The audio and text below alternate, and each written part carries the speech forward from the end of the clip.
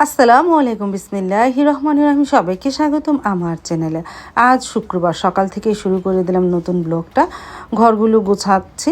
সারামণিকে বললাম একটু ঘরগুলো গোছাও, আমি একটু রান্নাঘরে কাজ আছে করি। সারামণি ঘরগুলো গোছাবে আর এদিকে রান্নাঘরে কোটা বাছার কাজ আছে।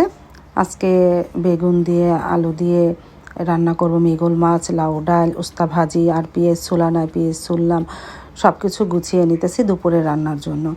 আর এদিকে মিষ্টি আলুও সিদ্ধ করেছি। সারামণিকে বললাম একটু ঘরগুলো গোছাও। ও গোছানো হলে তারপরে ঘর ঝাড়ু দিয়ে মুছে নিব না, তারপরে সব কোটা বাছা করে রেডি করি।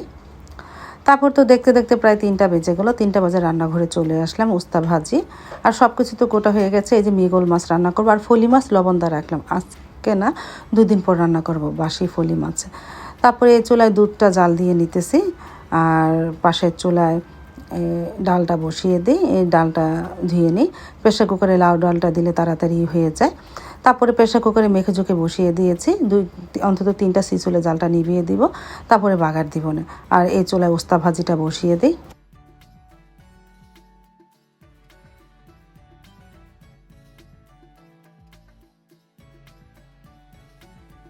তারপর তো উস্তা ভাজিটা বসিয়ে দিয়েছিলাম, আস্তে আস্তে হচ্ছে। আর এই চুলায় প্রেশার কুকারে ডালটা বসিয়ে দিয়েছি।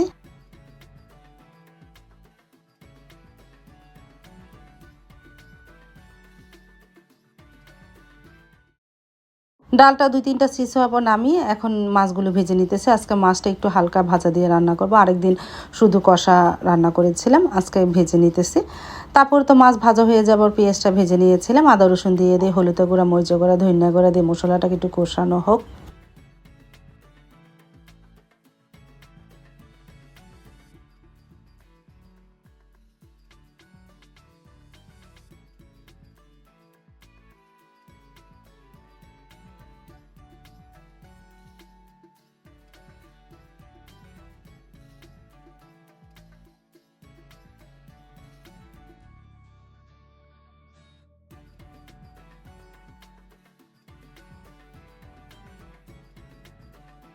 আর পাশের চুলায় তো উস্তা ভাজিটা প্রায় হয়ে গেছে, আমি একটু পরে নামিয়ে ফেলবো।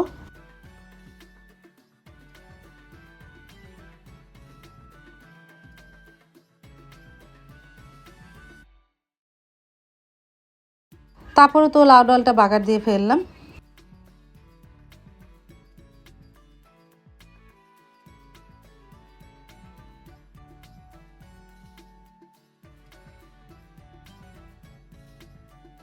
আর এদিকে মশলাও কষানো হয়ে গেছে। এখন বেগুন, আলু আর টমেটো মশলার সাথে কিছুক্ষণ কষিয়ে নিই।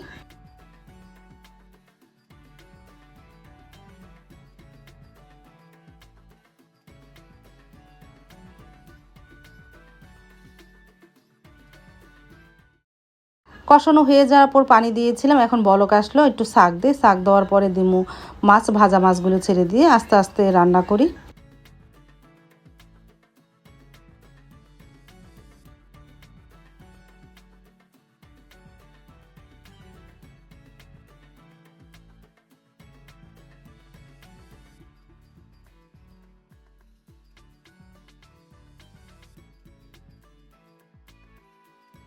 প্রায় তো হয়ে গেছে, এখন একটু ধনেপাতা দিলাম। ধনেপাতা দিয়ে আর একটু রান্না করে ঝালটা নিভিয়ে দেবো। আবার রাত্রে গরম করতে হবে, তখন যেহেতু লবণ দেখা হয় না, রাত্রে আবার একটু গরম করার সময় যদি লবণ লাগে লবণ দেখব। তারপরে তো নামিয়ে রাখলাম। রাত্রে আবার গরম করলে তখন আর একটু ঝোলটা ঘন হয়ে যাবে না। আর এদিকে সব কিছু রেডি করে নিলাম ইফতারির জন্য। আসরের নামাজ পড়ে চলে আসলাম। এখন ভাজা শুরু করে দিয়ে, তেলটা গরম হয়ে গেছে।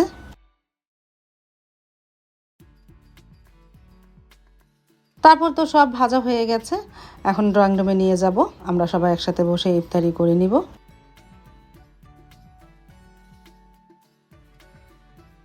এই যে ড্রয়িং রুমে নিয়ে চলেও আসলাম।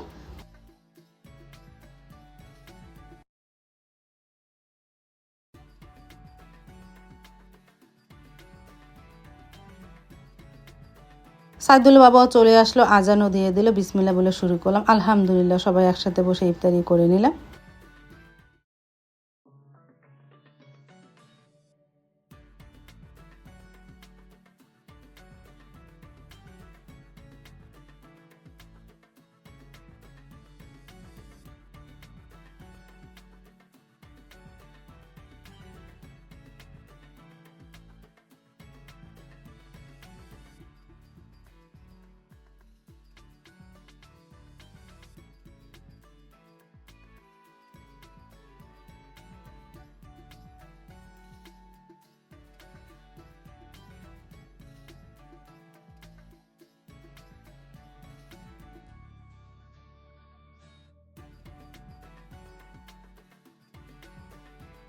তারপরে কিছু ভাজা পোড়া খেয়ে নিলাম, একটু পরে মুড়ি মাখা হবে। আর এদিকে সারামণি চিকেন বিরিয়ানি খাচ্ছে। মসজিদে আজকে মিলাদ পড়ানো হয়েছিল, 1 প্যাকেট আমাদের বিরিয়ানি দিয়ে গেল। তারপরে সারামণি সেটাই খাচ্ছে, আর আমরা পেঁয়াজ আলু চপ খেলাম, পরে মুড়ি মাখাও খেলাম। এই যে মুড়ি মাখা হয়ে গেছে, আমি আর সাইদুলের বাবাই খেলাম, আলহামদুলিল্লাহ।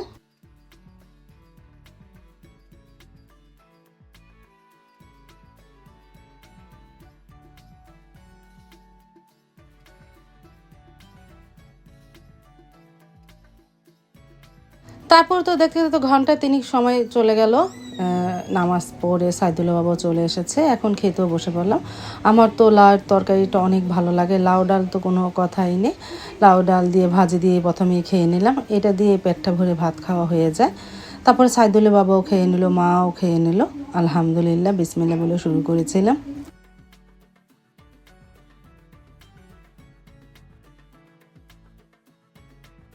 আজ তাহলে এ পর্যন্ত, দেখা হবে আগামীকালকে নতুন আরেকটা ব্লগ নিয়ে। আল্লাহ হাফিজ, আসসালামু আলাইকুম।